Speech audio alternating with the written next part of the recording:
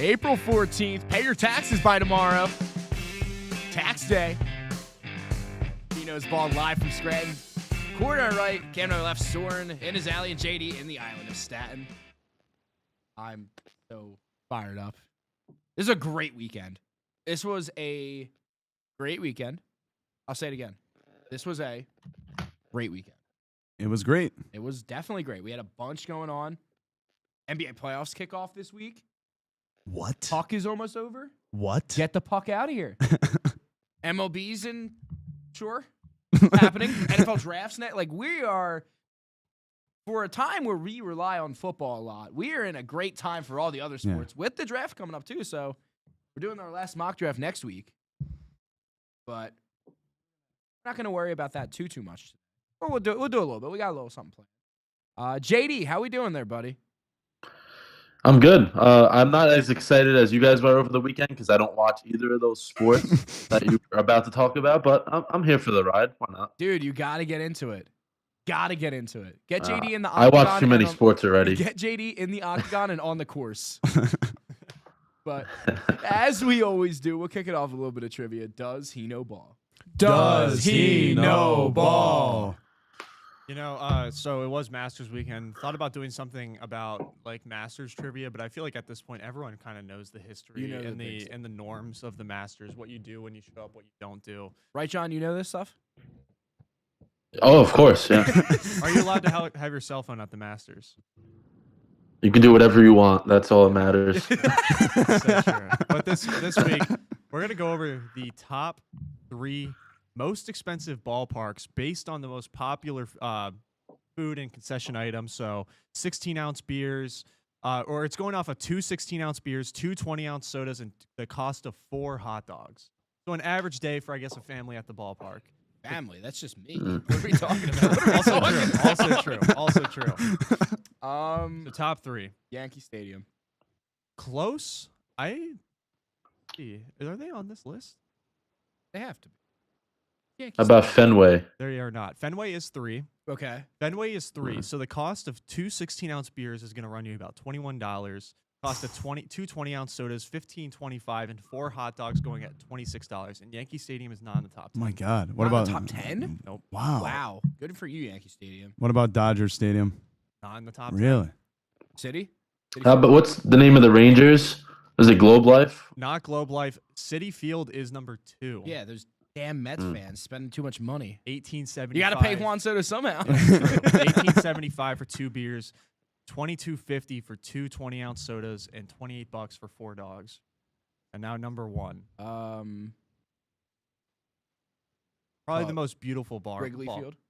No, they are 4, I believe. They are 4, but probably arguably the most beautiful and iconic ballpark. Not necessarily in We the, named Fenway and Wrigley. Wait. arguably one of the most beautiful ballparks, at least on the modern side of things. PNC? No. Modern. I think it is modern. Who just had a new stadium? That's what I'm trying to think. Who had a new stadium? It opened in the last 2 decades. I would consider that modern. That's a sure. 2 decades. Wow. Man. Who would have Nationals? No.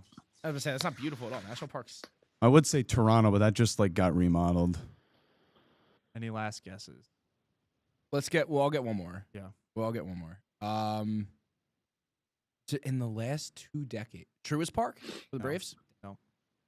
What about Citizens Bank? No. They were 9. I know. John, last guess.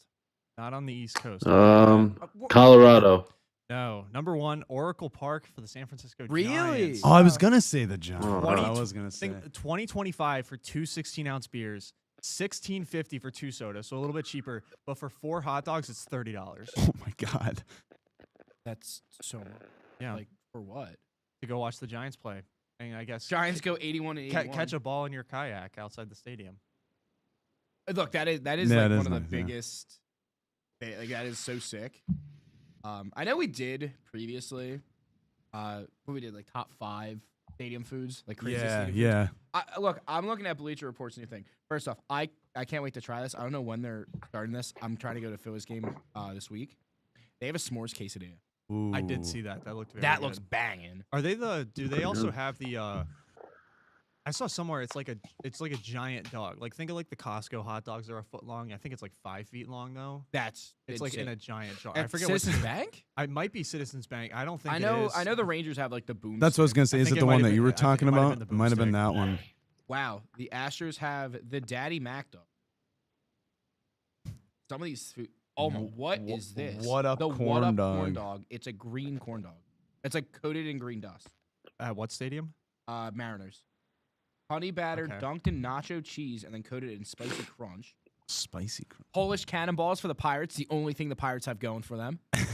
Jack Johnson. Jack Johnson. Oh, Corey, you can try this cotton candy. This is gonna send you into diabetic shock. Oh, the cotton candy Cotton French candy fries. French fries. Where- Corey's dead. Wait, Corey's where's dead. that at? The Blue Jays. Oh, Dude, that's what I'm I saying, gotta dude. get my That's what I'm passport saying, then. I'm getting my dude. passport. You're done if you have those. Banana bread pudding Ooh, helmet. bro, banana bread pudding. Just banana That's- pudding is good too. Blue velvet whoopie pie for KC. Dude, I will say the Giants are super expensive. They have some of the most creative food out there. They do like sushi at the games. They have miso and ramen. That's pretty sick. Desert nachos. The only thing the Oh, Rockies have okay, going it's for kinda, them. It's kind of like the s'mores. Could you imagine like sitting in the outfield though? Yep. This is the boomstick. Yeah. Oh wait, no, they have the boomstick burrito. Cam, look at this. This is insane. Is nuts. That's But could you they had the boomstick dog, which was the 3 for hot dog you were talking about. could you imagine sitting in the outfield at Oracle Park with your bowl of miso and ramen, Dude. and then a fly ball just comes out and goes the other way? This is like that's the thing with like ballpark foods. I think you need like something convenient you can like kind of have in your lap, but like you can have one hand free in case like a foul ball comes in your direction. That is not convenient. Dude, that- the boomstick burritos. Bro, that's like also- not convenient at also, all. like you think like Texas is a little different because they're inside. They have the retractable, but they're inside for the most part because of how hot Texas gets. But imagine you're at Citizens Bank in the summer. It's like 85, 90 degrees, and you're getting some like fat like burrito or something. Bro, first off, you're gonna feel terrible. Yeah. You're gonna feel unbelievably bad, and then it's gonna be a mess. I think seats at stadiums need like tray tables. Like they need like airplane tray tables so you can put your food down. Because like you have like the little cup holder, that's it. Yeah, but then you have your tray set up in right field, and Zach Hampel comes running. Zach Hampel does a Yeah. belly flop on you. Zach Hampel is the dweeb of the week. He's a dweeb every week, but we stay Zach Hampel haters. He was at PNC field where the Rail Riders play Of course one he was. time. I'm back in the day. I remember when my brother was playing travel ball and he saw it on YouTube. He goes, "Bro, he was at the Rail Riders ballpark." Like when he used to be a big Zach Hampel fan. I'm a Dude, he's such Yeah. a nerd. Bro, he's like 47 years old, like bullying little kids for baseballs. Like, hang it up. I remember my one buddy tried being like Zach Hampel. He had like 30 baseball. He got like 30 baseballs at like Phillies games throughout a season. I'm like, oh, that's cool. Zach Hampel, that's like one day. Yeah, literally. All right, enough of this Zach Hampel hate. We're gonna go from hate to love with the Masters. Love the Masters, and what a weekend it was. Especially for Mr. Rory McIlroy finally getting the job done and putting the Grand Slam on his career and winning the Masters for the first time in his career. Boys, I think I mean, Rory, man, like, so freaking due to win it. Tried choking it away. multiple, not even multiple times. Like, I mean, like 3 or 4 times. it tried handing it to anyone else. Look, I gotta say, I'm impressed with Rosie. I'm so Yeah. like day one he was leading, and after that he started like blending in with the pack. Day 3 really struggled for him, but to go out there and shoot 6 under to give yourself a chance, dude, like hell of a day. You So- need a lot of Yeah. things to go right, and he Mhm. put himself in a position to win. Second time in Masters too, losing on the first playoff Yeah, hole. he lost to Garcia in Yeah. 17. I think that's what they showed. Mm-hmm. Shambo crumbled, which sucks, dude, because DeChambeau looked so good the first 3 days. He didn't even need to play well. He just needed to not do that. If he had shot even, he loses by 1 stroke. Yeah, That but is- just everything wasn't going right. He couldn't make a putt to save his life. I mean, his Yeah. irons, a couple shots in the water, just not. We're not used to seeing that out of No. him. Scotty being Scotty. Just the best player in the world. He may not have won, but he stays He was still in the pack the this entire day. entire Yeah. day. I want to say, look, I picked Schauffele to win. He didn't end up winning, but this is the reset he needed, man. He needed this. I'm very excited for the rest of his season. I do want to say, I want to talk about someone who didn't make the cut and who might be my new favorite golfer. The amateur champion from Arizona State, Jose Luis Ballestar. He did make the cut. He shot 10 over across the 2 days, which for your first time at the Masters as a 21-year-old, that's insanely impressive. But no one cares about that. People care about what he did after the first day. That drew him a little bit of publicity. You know, as guys, sometimes you can't find a bathroom. You kind of just need to do what nature was intended to do, and just find a tree, find a creek, Yeah. and well, he found a creek, all right. He was interviewed about it, and he's like, yeah, I didn't realize there was bathrooms there. He was so casual about it. He goes, oh, yeah, I just had to use the bathroom, so I went in the creek. Look, as a 21-year-old from Arizona State, it makes sense. It definitely tracks. Will he get another invitation to the Masters? We'll have to see. But I think he's going to have to play pretty good to get back. But I mean, that might be the new guy, dude. That might be the new guy. But yeah, dude, Masters weekend was freaking awesome. Said it's over, but golly, man, take it for what it is. Yeah. Definitely was the rebound needed after March Madness. Oh yeah, after where March Madness put my mental and emotional state when it came to sports, especially Florida, I'm so much happier. Couldn't be happier. Yeah, Masters was sick. Also going on this weekend, UFC 314. Golly, dude, this was freaking awesome. This was so cool. Headlined by Alexander Volkanovski and Diego Lopez for the featherweight title. I will say, like, Volkanovski won handedly, I feel. Lopez was getting good shots in, though. You were watching the I didn't get to watch the main card. I watched a decent amount of the prelims were good. prelims. Yeah, I can't get it to pull up on the You're good. on it, but I'm trying to think of the one strawweight bout in the prelims was absolutely disgusting. Jan and Verna. Yeah. The second to last one. Yeah, that was kind of nuts. That first and second round were like probably the most entertaining.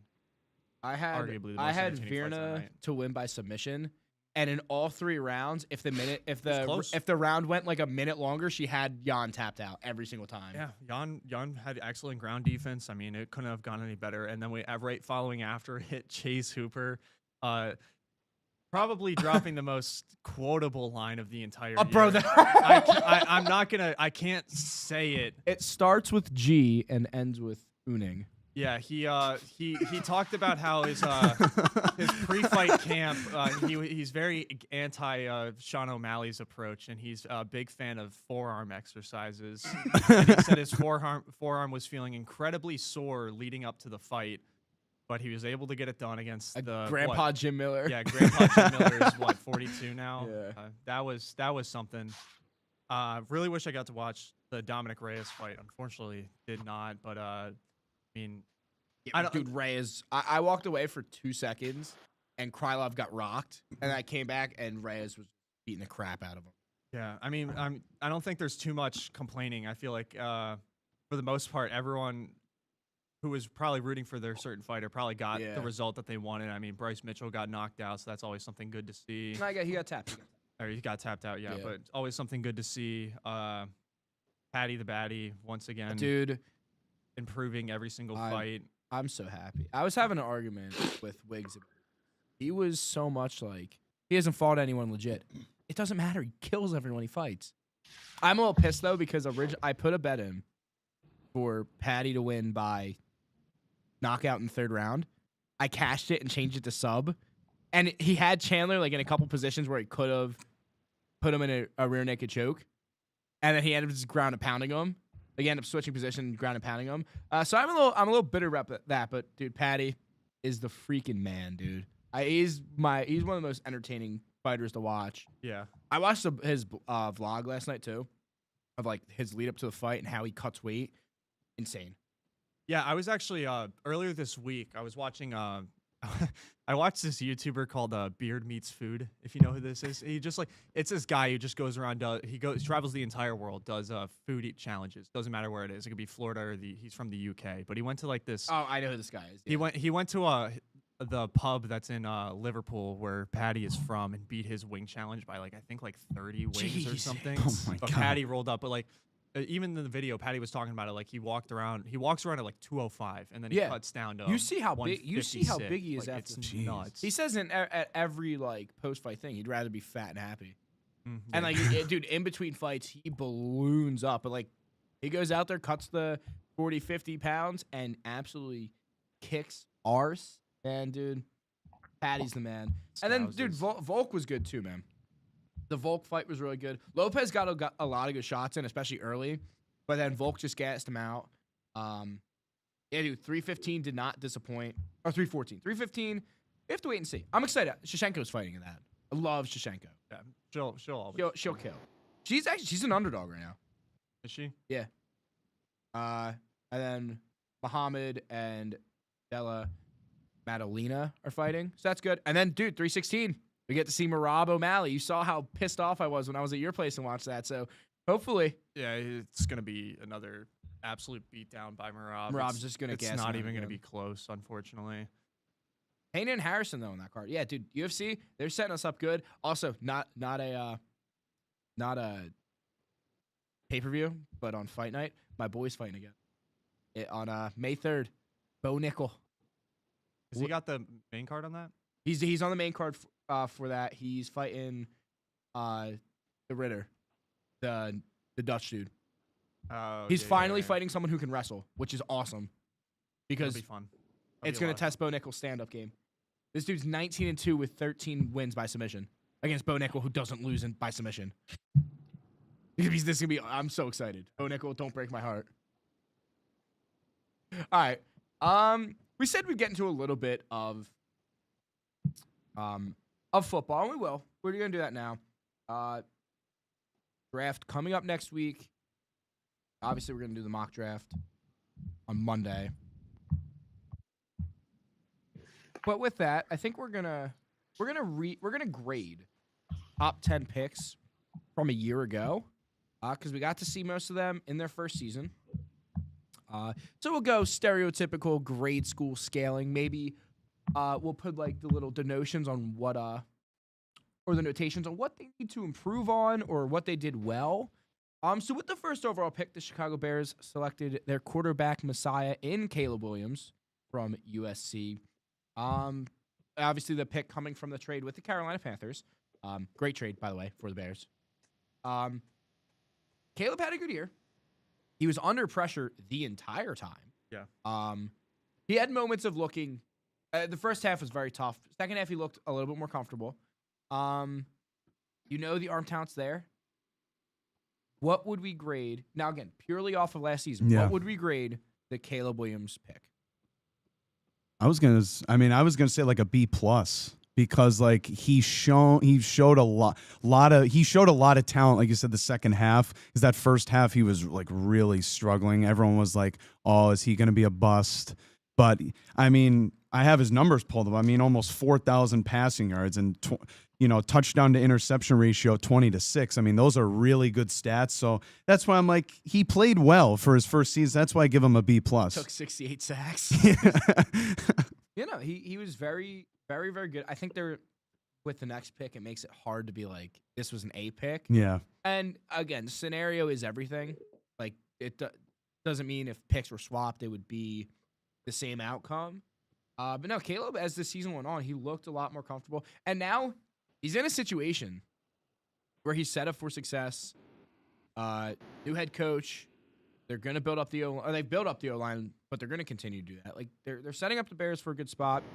So this year, I think we're going to get to see if not a better version of Caleb, what potential he brings for this team. Because, you saw flashes last year. Let's see if it can be more than flashes and be consistent. With the second overall pick, the Washington Commanders selected Jaden Daniels, quarterback from LSU, the reigning Heisman Trophy winner ahead of the draft. boys, I don't think there could be any argument here. I think it has to be Yeah. a plus. I think it's the best pick in the first round. Yep. If we're 100%. really thinking about it. I think if not the best, definitely up there. Was phenomenal in the regular season. Led the Commanders to a NFC Championship run in his first year. Really built a connection with McLaurin. Really maximized what we had seen with his potential. What happens when you put him with a good quarterback? Yeah, he was phenomenal, and they're only going to get better. The only thing that could derail him is injuries, but I mean, like he was awesome, dude. He was insane. So with the third overall pick, the New England Patriots also went quarterback with Drake May. May didn't start but then ended up taking over, I think, about week 5. So we got to see about 2/3 of a season with him. I would say let's grade it based off of the 2/3 of the season. Let's not base it off the games he didn't play because, again, situation is everything. I would give him a solid B. Yeah, I was gonna say like a B minus because I just think some of the turnovers were an issue with him. I think that's what gave me the minus portion of that. I understand it. He was very. I think his consistency with completion was very good. I also think the lack of weapons hurt too. That's true. The yeah. lack of the guys around him, and also, dude, he showed good flashes with his ability to run too. He's not a guy who is like known for his running, but dude, he had a couple pretty big runs. But yeah, turnovers was a big thing with him. Again, another guy who's set up for success. I think with Vrabel coming in as the head coach, I know Stephon Diggs is older. He's coming off an injury. Yet Stephon Diggs, who Still a weapon. I feel like for a team is a wide receiver 1 no matter what, even if he's kind of past his prime. Yeah, I like Drake May. I very much think he's going to be set up for success. Fourth overall, the Arizona Cardinals drafted Marvin Harrison Jr., wide receiver from Ohio State. John, what would you grade the Marvin Harrison? I feel he was so hyped up that it probably was an average year, honestly. He didn't really do anything great, but he wasn't terrible like compared to other guys, you know what I mean? Yeah. Yeah, so C, I guess. I think C's good. I think still putting up 885 yards. Like, that's a pretty solid rookie line, but with you being the first receiver off the board and with the hype around him, I think there was more to be expected. Yeah. I think Arizona's offense was also inconsistent, so that definitely played a factor. Like, the fact he only brought in about half of his targets, that definitely hurts. I think there's a ton of potential there. I think comfortability will play a huge factor. He also had 8 touchdowns too. Like, he had a good year, but I don't think to the extent that a lot of people expected it to be. I think that hurt him a little. Yeah, no, I understand what you guys are saying. I just like at least from my personal take, I think he fit, like he the way he was hyped up didn't fit like the role that he truly was put into that team, especially with them bringing in Trey McBride. I feel like that definitely took away a majority of his targets. But like when he gets on those just like insane go routes, like you see why they drafted him so high just for his speed alone. Now, do I think the Cardinals are like set for future success with Marvin Harrison? I mean, it's up in the air, obviously, with Kyler Murray. So, but I think I respect to see. I respect to see. I think it's also when you see what the other receivers in the draft did, I think it hurts a little bit. Again, I think it was a very good year. But it's not like he has the like route running ability of McConkey. Not to like put any shade on Harrison. I just don't think he's that kind of receiver. Get it. But for his draft slot, though, like he should have been. You know what I mean? That's fair. That's fair. Like, look what Neighbors did, and he had no quarterback. But look, C's get degrees. C's True. do get degrees. So you're not failing here, Marv. All right, Marv. Room for improvement. He knows him like that. Yeah, there definitely is room for improvement. 5th overall, the Los Angeles Chargers selected Joe Alt, offensive tackle from Notre Dame. Very, very good year. Very good year. Is going to be a cornerstone of this Chargers O-line for the foreseeable future. I'm thinking A-. That's what I was thinking. Yeah. I think A-. Offensive rookie of the year never goes to an O-lineman. Alt probably made one of the better cases of all time. But I mean, he's only going to get better, and that line's only going to get better. I mean, they have a lot to like with him. Yeah, I would make the argument that he's probably both on the offensive and defensive line of the ball. I would probably say he's the best lineman in the entire draft class. That good. I don't know if I completely agree with that, but it's definitely. I don't. He's definitely up there. I think if we give it, I think if he's going to be one of those guys, we look back in 5 years, he's going to be probably the best lineman, offensive and defensive side of the ball from this draft class. 100%. I mean, dude, he's a stud. That's not to take anything away from him. 6 overall, the New York Giants select wide receiver Malik Neighbors from LSU. Hard to say anything else but an A. Yeah. I mean, 100 catches, over 1,200 yards. And look at the quarterbacks he was playing with. Like Well, John that's said. Quarterback play is a huge thing, and you look at who he's playing with. Drew Lock, Tommy DeVito. Look, we love Tom. Great quarterback. Tommy's our Yeah, boy. just it's not cut out for him. It's not cut out for him. Tommy's our boy, but you can't do. Yeah, Daniel Jones for 10 games. Like, you let Tim Boyle. Like, you know what I mean? Like, you didn't. It's just, it's not what you want to see as a rookie. Listen, but he made the most of it. Well, dude. listen, talk about adversity. Like that's like the most adversity like you can face is just having 3 just awful quarterbacks. So Do you guys want to say that out of the top 10 guys that we're going to look at, do you think he's going to be the only one to not ask for an extension from the current team? There's a chance. He better not. I mean, again, he still has a couple of years before an extension would be given out. Probably another year or 2 before he'd get an extension. Look, he's letting Russ cook, and he's playing with Mr. EW. John, if you're Bro, that's Malik so Neighbors, funny. how much money do you need to stay a New York Giant for at least say like after your rookie contract goes up for like minimum 3 to 4 years? You have to at least stay for another 3 to 4. I don't think there's an amount you can ask for. You need bro, he would take NIL money you over need Juan over Soto. the Giants. You need Juan Soto money to keep him. Is that possible? Oh Say my like God. you have one more year of eligibility left and you're in the NFL. Just you go don't- back to you don't- college. You get redrafted. Yeah, he's going for his doctorate degree or Could you something. imagine he finishes up his rookie contract with the Giants, elects to go back to college. The Giants have first overall pick and bring him back. I'm very Oh interested my to God. see the quarterback play with him. It is very different. Possibly better. I wouldn't say definitely better, but possibly better. Definitely not. But also, you look at where the Giants are probably going to try and get a guy like Arch Manning. So they're trying to set it up, maybe. Probably not. Their defense is good, at least.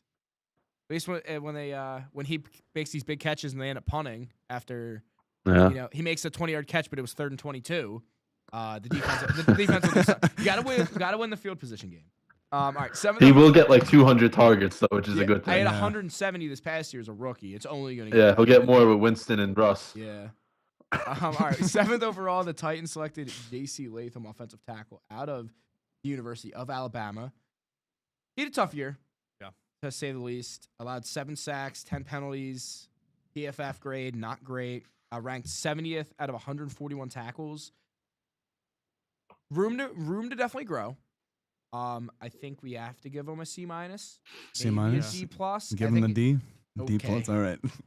Sorry. He did play. I believe. If correct me if I'm wrong, but I think second most starts or at least snaps He played. ranked 6th in on the snaps, O-line. so that is a big thing. The best ability is availability. So he was out there as much as he could. But being out there and look, he definitely played a factor in why Will Levis was memed every week. There's definitely to an extent the reason is that I think there's room to grow, but I think C minus. We'll be generous with the C minus. Yeah. Again, C's get degree. 8th overall, the Atlanta Falcons draft Michael Penix, southpaw quarterback from Washington. Again, we'll base it off of the 3 games he played. I don't know. It just C plus. yeah, that's what I was gonna say. Cause like I he think was it's- better than Kirk, but like that's not saying too much Kirk with was how really bad. bad Kirk was. I think he definitely showed that like he's gonna go out there and sling it this year. Maybe this will be the year Kyle Pitts emerges. I think completion percentage leaves a lot. Yeah. I think you want more out of that, but also getting thrown in that late in the season, especially when it was supposed to be like he was supposed to sit for Yeah. at least the whole. I think he was supposed to sit for most of the first year or the entire first year.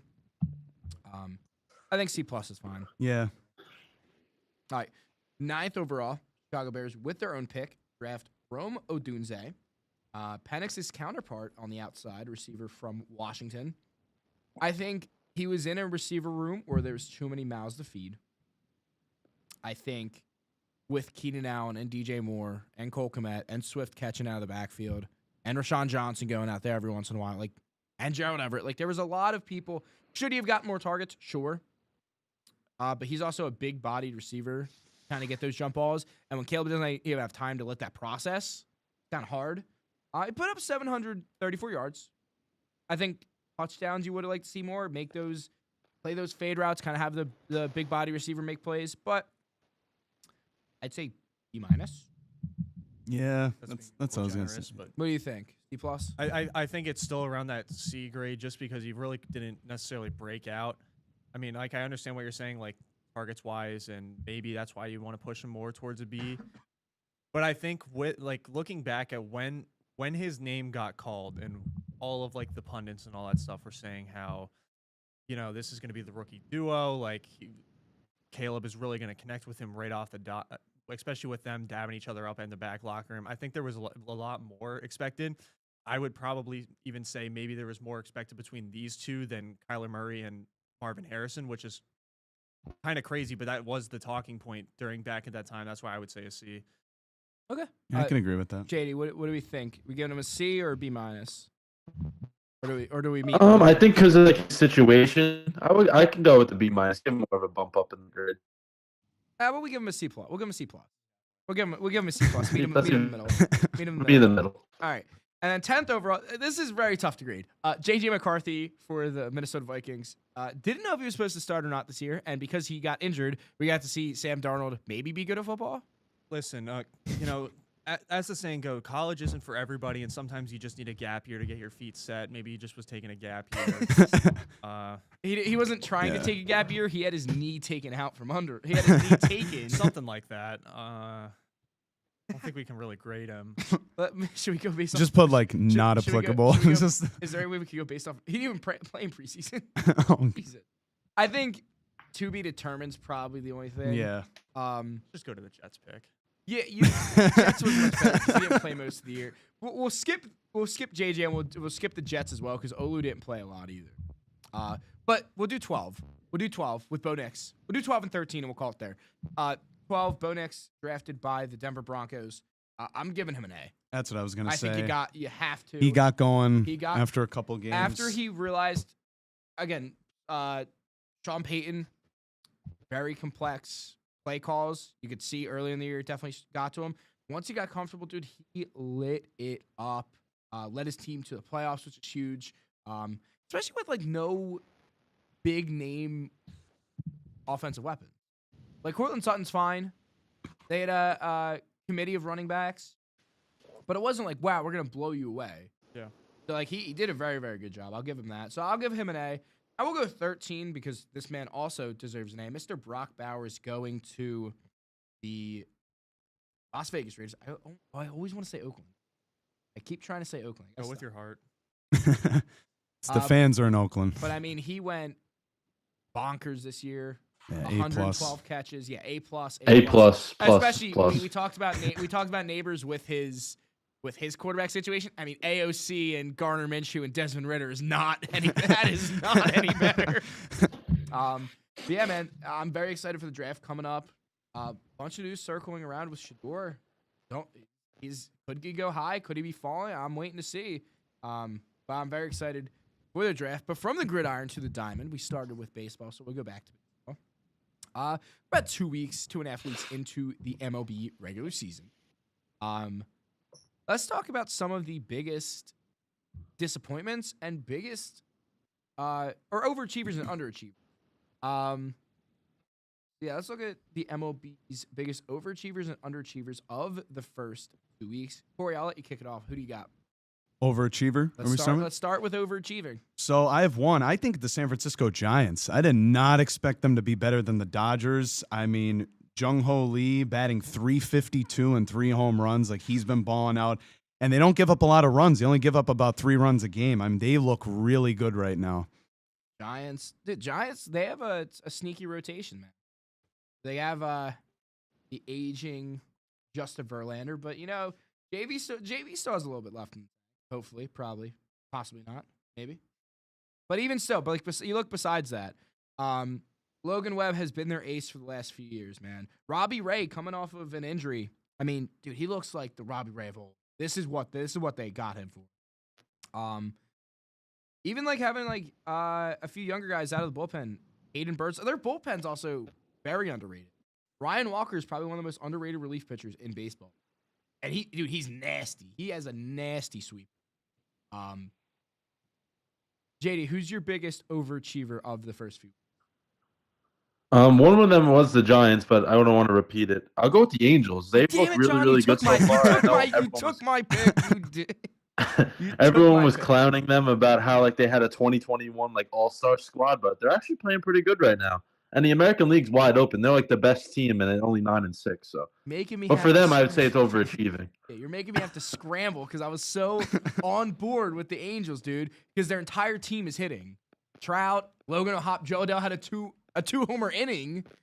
Like they're killing it. Damn, dude, why do you have to do that? All right, I found my audible. I'm gonna go with the not San Francisco, Cincinnati Reds. I really like this team. This rotation, I love Honey G, dude. He is a stud. Brady Singer, John. I remember when they made the trade with Kansas City for Jonathan in India. I remember talking to you about the trade, how much I loved it. Dude, they have a three-headed monster at the top of the rotation. They got Greeny, they got Singer, and they got Nick Lodolo, who's also a stud. He just last year he was banged up for most of the year. And dude, he's been dominant. They're getting Andrew Abbott back in the row. Martinez has struggled for sure. Dude, I really like to see him. And like the hitting will come around. They have so much talent offensively. I think some of the bats will definitely come around once they get a little more into the swing of everything. I mean, Ellie De La Cruz is going to hit a ball 900 yards. He's going to hit it from Cincinnati around the globe to Cincinnati again. That's just how good he is. But the offense will start clicking at some point. But this rotation, man, is disgusting. All right, we'll go back around in the circle, man. Who do you have as the biggest underachiever? Well, as a joke, I said the Dodgers because they're 9-5. I mean, so bad. You lose to the Cubs 16-0. You also lose a series to the Nationals. Like, yeah. But in all seriousness, I had the Brewers. Yelich has been absent through the first 15 games. Pitching hasn't been great. I know their whole starting rotation, except Freddie Peralta's on the IL right now, which doesn't help. But, they pick up Nestor Cortez in his first 2 games, 1-1 and a 9 ERA. I mean, their pitching has not looked good. So I have them as the underachiever. JD, who do you have as your MLB underachiever? Hopefully I don't steal this one from you either, but I'm going to go with the Braves. Right now they're 4-11. Not really doing anything right. I know they have some injuries, but still, they should be a lot better than their record.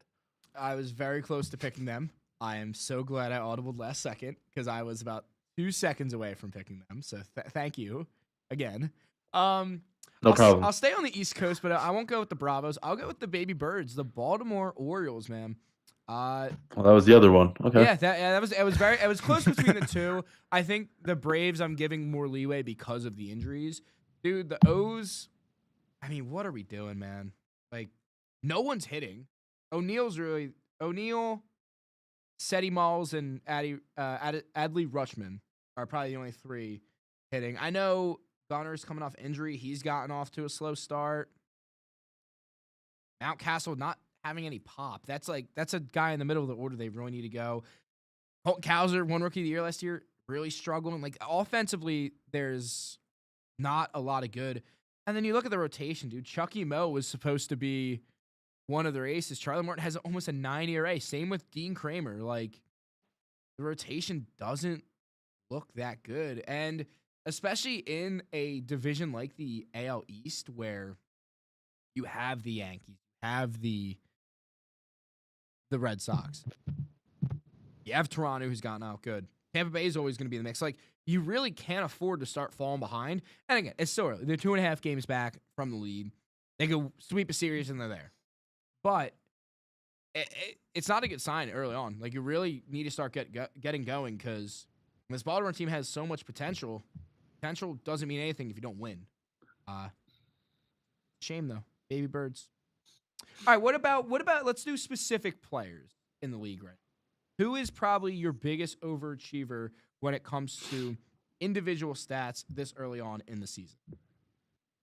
You have one, Corey? You want me to Should I go? go? I guess I'll go. I mean, biasly, I say George Springer. I mean, George Springer's been red hot, and the Jays, they look pretty good. I know the AL East is, anybody's division right now, but I mean, George Springer's been hitting the ball well. I think he's day to day with injury, but he's looked really good because usually, it's Vladdy leading the offense, but he's been excellent so far. Okay. I think Springy there was some left in the tank. I think his last couple years with Toronto, but Yeah. I mean, you love to see it. We talked about kind of some of the anticipation with Toronto this year, and he's going to be a big factor in that. JD, who's your biggest overachiever from an individual standpoint? I'm going to go with your cousin, Paul Goldschmidt. He's Oh, we lost you. No. Yep. The Wi-Fi really didn't like that answer. I guess they don't like Goldschmidt apparently. All right, well we try to get JD back. I'll go with mine. I'll go with Tyler Soderstrom, first baseman from the Athletics, no location listed. His first 2 years in the league, again, brief stints, but didn't really have the success I think the team was looking for. He had 9 home runs across 61 games last year, Corey. In 16 games, he already has 6. Jeez. He's hitting 305 with a 1 OPS. I mean, just an absolute stud, man. I mean, I don't think you could write it up any better. And it's only going to get more difficult. They have a guy like Nick Kurtz in their farm system. And Kurtz, he's another guy who just mashes baseball. He's their top-ranked prospect. He's hitting 367 in AAA. They're going to have an overabundance at first base, man. The middle of this lineup, Soderstrom and Kurtz, man, it's going to be nasty. All right, well, with JD being evaporated from He's the back. face. He's back. JD, you back? I've been here. What happened? I guess the gods really didn't like They that didn't like the- answer. they didn't so like I the got- Goldschmidt I got answer. booted out of the call. All right, JD, continue with your Goldschmidt answer. Oh, so you didn't hear anything I said? No, we it went- heard the name and it. You We got- Yeah, heard you Paul said Paul Goldschmidt, Goldschmidt, and then you and then hung up. we there. heard the universe suck you out of the earth. Oh man. All right, so I'll repeat it. Paul Goldschmidt. Did you hear the part I said your cousin? I Paul heard yeah, Goldschmidt? your that's when cousin, it cut, Paul yeah. Goldschmidt, and then you disappeared. Thanos snapped his finger. Okay, so your cousin Paul Goldschmidt's batting 357 right now for the Yankees, over 400 on base percentage, and is giving them production from the first base position that they really didn't have at all last year. And he's batting leadoff, which I don't really think he's ever done in his career. Probably like when he was in Little League, the last time he's probably done that. Yeah, And they're not hitting as a whole, so that's good to see that he's doing well. I like it. All right, let's go with underachievers. Yo, can Sorry. I squeeze an overachiever? Yeah. Yeah, you go are, ahead. Alex. Yeah. I don't know. I'm not. I guess I'm not that shocked that you guys didn't bring him up. But Spencer Torkelson for the Tigers, Torque. on fire coming off of his rookie season. I mean, he was batting 219. This last was a make se- or break year for him. Yeah, I mean, only 10 home runs on last season. Right now, he's sitting at 5, and he's batting at 309 with 11 Love it. RBIs. He's so far just been absolutely on fire for the Tigers. I mean, like, leading the lineup. That's why they drafted him 1-1 in 20. They saw the potential when he was at ASU, and it just hasn't. It didn't translate once getting to the bigs, Mhm. and this really felt like a hey, we need this year to go right for you. And dude, he's killed it. Dude, even like the whole team. I mean, even like I know we joked about it a lot, but even Javier Baez hasn't necessarily been playing bad. Mostly on like his defense has been incredible. I mean, Riley Green, like all those His guys. defense is always. Yeah, but it's- it's been nuts. Like they're all like finally going together. You love it. Love to see it. Love it. All right, let's go underachievers. You got Corey. I got Cody Bellinger for the Yankees. Yeah, didn't expect this. I mean, in 46 at bats, just 9 hits, just batting 196. Really has been just ice cold. He struck out 15 times. Yeah, I mean, look at what he did with the Cubs those last 2 seasons, and then you look at this. It's just the complete opposite of what we're used to seeing. Especially with the short porch in the Bronx, man. Really expected a lot more. He has more strikeouts than total bases. That's bad, dude. That's really bad. JD, who is your MLB underachiever? Yeah, I'm gonna go with Chris Sale. He was really, really good last year, as we all know. He has yet to get through 5 innings. That's the most he's thrown. Hasn't really had one good start where you can be like, okay, maybe he's turning the page. And I think he's gone backwards since he's pitched against the Dodgers. And then against the Rays the other night, like 4 runs in like 4 innings. The Rays aren't really a hitting team, so that really was a little disturbing. I hope his health is okay because I know that's always a question mark. Yeah. That's always a question with him. I'm going to go with a little bit of hometown bias. I'm going to go with Alec Bohm. Now, Alec Bohm last year was excellent until like the last month or so, and he really fell off a cliff, and he was in some trade rumors this offseason, and, you know, a lot of guys really didn't know what to expect from him. Spring training, he goes out there and silences all the doubt. Hits 370, power's there. Strikeout numbers are not bad. And then you jump to the regular season. He's hitting 150, no home runs, more strikeouts than he had in spring training. Like, just he doesn't look comfortable out there. And then his defense, it's always going to be what it is. It's not great. It leaves a lot left to be desired. Just out of the game, man. That's not what I want to see from Bomer. I'm very upset because this was supposed to be silence the hate, prove that you're a cornerstone of this team. If this is how the season's going to go, man, he's his time in Philly might be coming a little bit short. I'm not going to say Philly's going to move on from him anytime soon, but I mean, at a certain point, when is enough going to be enough? Was last year a flash in the pan? Like, it's tough. It's very, very tough. They give him time. They will. There's still a lot of season left. Yeah. We're in the 3rd full week of the regular season. There's plenty of time to still go, but definitely is a little worrisome. All right, with that, because I know I have an MLB pick, it's time for the HKB Monday parlay. Please remember that gambling is a serious issue. Gamble to have fun. We try to win, but you don't do it to win. You do it to have a good time. If you have a problem gambling, please call 1-800-GAMBLER today. Boys, we've been hot with the parlay. I think back to back. We're muy caliente when it comes to the parlay. So I'll kick us off. I have the Nerfy, my favorite bet, the no-run first inning in the Nationals and Pirates game. MLB's free game of the day to watch, so we can watch the Nerfy. Pirates ranked 29th, tied for 29th in all of baseball in runs in the first inning.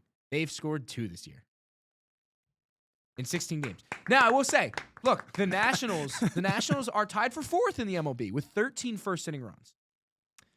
But they haven't faced a certain someone who they're facing today. Facing Paul Skeens. Paul Skeens is scorched earth on fire. In 3 first innings this year, he's only allowed 1 hit. In 26 MLB starts, he's only allowed 5 runs in the first inning. So we're sticking with the Nerfy, rocking with the no-run first inning in the Nationals and Pirates game. Corey, what do you got? I got the Utah Hockey Club money line against the Nashville Predators. Listen, there were some great games tonight, but I just really wanted to pick a garbage time game. This game really means nothing. I mean, Utah, we still can't figure out the name yet. The Predators have just been awful, awful, awful this year. But I'm going to go with Utah winning this game. Nashville leads the season series 2-0. I just do not believe they're going to get 3-0'd. And yeah, Clayton Keller's been great. Logan Cooley's been great. And again, Nashville's just been awful. Give me the team without a name, Utah, tonight. All right, the team without a name. Cam, what do you got? So I'm going to be taking Eric Skubal for 5 strikeouts today against the Brewers.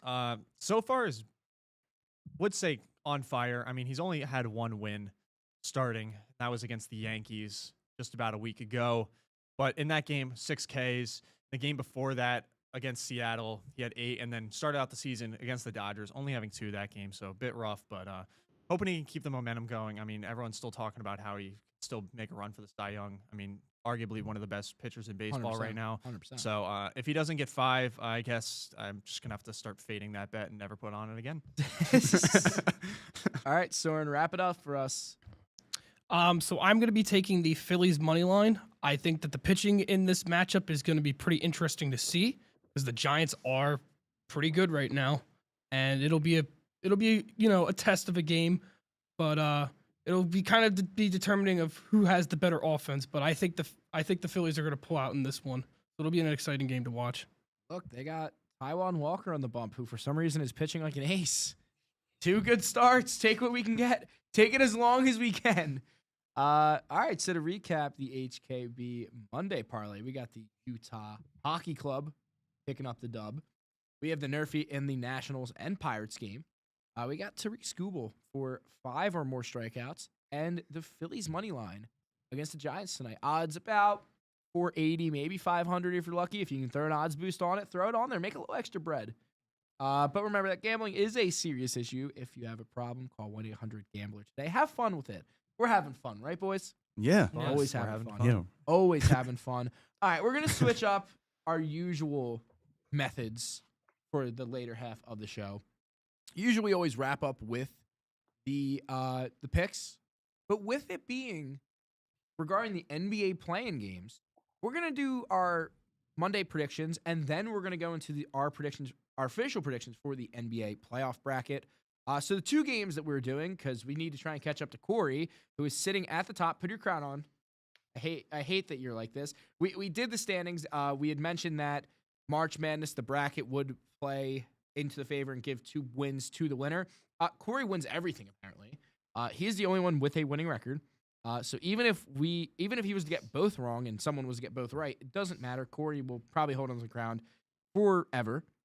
Congrats. Good job. Thank you very much. job. Thank you. But we got 2 games, so we'll kick it off with the first one on the East Coast between the Orlando Magic and the Atlanta Hawks.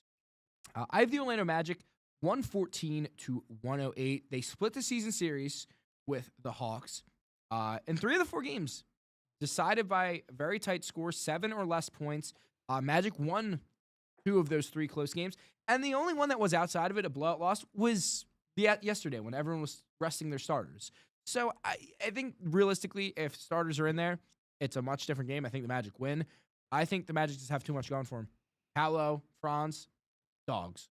So I'm rocking with the Magic 114-108. Corey, what do you got? I have Magic 114-107. And to add to that, I mean, don't you just feel the playoff magic happening in Florida? Like the Panthers are looking to repeat. The Lightning are back. Shall we cue the music? Orlando Magic. I don't have it right now. I don't have it right We'll now. have Soren sing it first.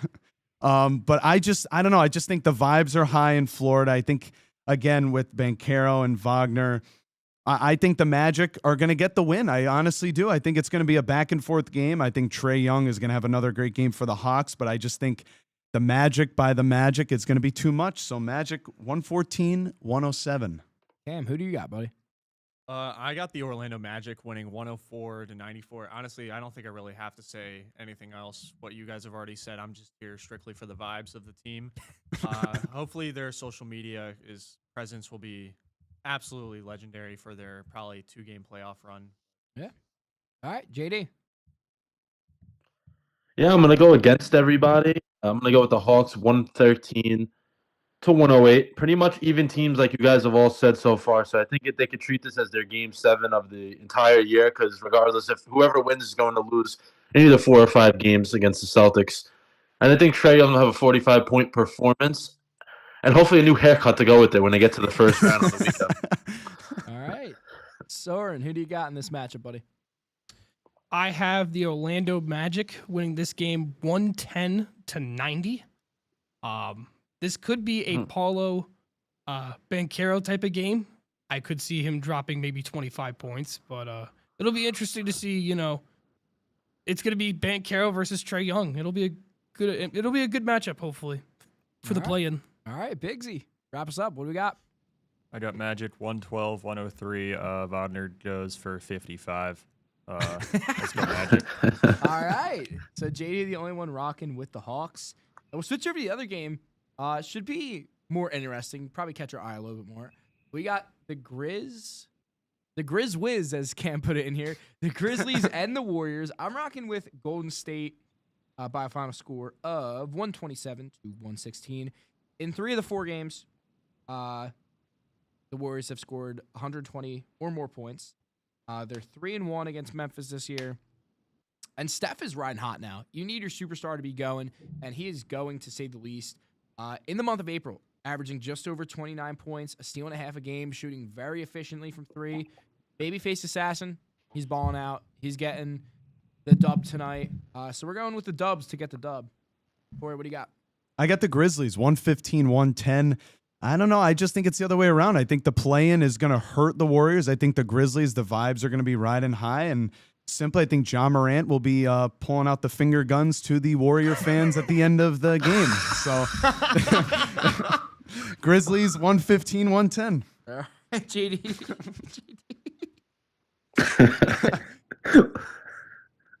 JD, what do you got? Okay, I got the Warriors 104 to 100. I know people may think it's gonna be high scoring. I don't know. I feel it's gonna be a little different. I'm just trying to be a little different in general because I stink at picking games. You guys know that. But I think this will actually, like, I know we'll get into the whole bracket, but I think the Warriors will work out better for them. And then I think just this game, Jimmy Butler is going to lock down John Morant and his different guns that he pulls out of his shorts, I guess, throughout every make he has. Yeah, I wonder what. Maybe he'll break out a rocket launcher. I don't know. Cam, come on, we gotta keep going. What do you got? Yeah, so I'm going to go with the Grizzlies winning. I'm just going to go 104-94 once again. I don't know. That number just sounded really good. I really don't care who wins this game. I only chose the Grizzlies just because they sued my high school. So Grizzlies What? Yeah. Okay. So like, imagine so when I was there at Boyertown. So look at the Grizzlies logo. Take the darker shade of blue, make that black. The blue part red. That's literally all the logo was. It was literally a direct carbon copy. They had to change it once the Grizzlies found out. Got sued because. Oh, they straight up just stole the logo. Changed That's the color. every high school though, dude. Yeah, but like it's just, I guess, just unlucky. All right, Soren, who do you got, buddy? I got the Golden State Warriors winning this game 115 to 100. I think that Steph Curry is going to have a maybe, quite possibly, a 35 to 40 point game. Maybe I quite really possibly. want to see okay. that happen because he's been red hot. Maybe quite possibly. How many All right, Big Z, wrap us up. I got the Grizzlies 116 to 109. I had them making the final last I forgot week, about that. So gotta have them win at least one game here. All right. John Morant's gonna score a gajillion points. He's gonna shoot the basketball like his grenade celebration, and then throw a lot of grenades into the crowd. Oh God. That's crazy. Oh my God. All right, so we're split down the middle for this. All right, boys, let's go through our brackets. So with our teams winning, we'll kind of go through. We'll go through the 9-10 games as well. So in the West, we have the Kings and the Mavericks. I'm rocking with the Kings. Mavericks, they're dead. Yeah. I They're don't dead think now. anyone's taking Fire Nico. Yeah, so then from there, I would have Kings, Grizzlies. Grizz is going on. Yeah. Grizz advances. And then even if it was the Warriors, same type of thing. I think we could agree with that. I think Kings are done after. And then apart from JD, we would all have the Hawks facing the winner of the Bulls Heat. I'm gonna rock with the Bulls. I think Heat, they're done. I like the Windy City. I don't want to say I like, but he's been playing good. I like Josh Giddey. He's been definitely playing You basketball. respect him, yeah. I respect his ability to play basketball. On the Play court. best. On the court. On the court, Purely, yeah. purely on the court. On the court. Correct. That is correct. Okay, good. All right. So we'll move into the first round. That would have us with the Oklahoma City Thunder facing either the Grizzlies or the Warriors. I think it's OKC no matter what. Yeah. OKC's just too good this year. Mm-hmm. So we'll move to the 2. Same situation. Rockets versus the Warriors or Grizzlies. Again, I think this Rockets team is. Do you care to defer, Corey? If they play, I disagree. Yeah, if they play the Warriors, I think the Warriors could beat them. I think so. Even the Grizzlies could take it to like 6 or 7. I don't think it's an easy series, but I just think the Rockets are riding too hot right now. I don't think they're a deep play. I think they're OKC from last year. That's how I view them. A very good young team, but they'll win the first round because of how good they were. But then once experience really comes in, Yeah. I think the Warriors have Steph, who's hot. I think Jimmy could get really hot or cold, and Draymond's probably gonna punch someone below the belt. Okay, so we'll move to the 3 game. We got the Lakers and the Timberwolves. Lakers. You want to be sharp? You could say, man, I got nothing on the top of my head. You kind of put me on the spot there. Lakers, I don't know, Lakers in 5. Lakers in 5. I mean, It's a meme, but it's true. Then we got the 4-5 game, which is definitely most interesting. You got the Denver Nuggets, who just recently fired Mike Malone. I don't understand that. And the Los Angeles Clippers. It's tough. I still think it's Denver. Yeah. But it's tough. Yeah, because Clippers have been red hot. They've been hot. But I don't know. Just something about the Clippers in the playoffs. Just, I don't know. Experience is huge. Nikola is the best player. Yeah, on Earth. that too. And they're deep, too, dude. They have a very good bench. All right, so we all kind of have like different brackets. Thinking about it. We didn't think this through. What do you got, Cam? I mean, I was just gonna say I'm gonna have the Clippers over the Nuggets in that series. Okay. I think firing. I your agree. Head coach, Yeah. You're firing your head coach this late in the season. That means he had to have lost the locker room at some point. Yeah. The locker room is yeah. in shambles. It has to be. I don't know. Maybe Jokic became LeBron and started calling all the shots in that locker room. But He wants to go home. yeah, or he just straight up wants to go home. Yeah, He just wants to see his horses, I He guess. just He wants to go home to his horses. All right, we'll go to the East Coast. Eastern Conference. We got the Cavs and either the Heat, the Bulls, Cavs. or Hawks. Cavs in 4. Yeah. I Yeah. don't even think that it's not even close. Then we'd have Orlando, or in John's case, the Hawks against the Celtics. Celtics still. It doesn't matter. Celtics in 4. Then we have the Knicks and Pistons. This series is very interesting. It's going to be a fun one. I think it's the Knicks. We want the not we, because John doesn't want. But I kind of want to see the Pistons. We talked about it last week about how exciting this team is. Yeah. I think they're still a year away from being legit. Yeah. It'll be the Knicks. I'm Yeah. gonna personally take the Pistons, but I mean it's Celtics. Yeah. Yeah. Whoever ends up playing. But I think the Celtics, series Celtics. is going to be dicey, though. Yeah. It's going to be dicey. And then we got the 4-5 between the Do we- Bucks and Pacers, man. Do we think that series is going to be the only one probably going to Game 6 at most? No. Pacers Bucks will go deep. Yeah. Denver Clippers will go Yeah. deep. That's it. Lakers. All right. And the Pacers- Rockets. Yeah, you're right. Pacers, Bucks, tight series. I think it's. I was gonna say Pacers. I don't know. I don't know.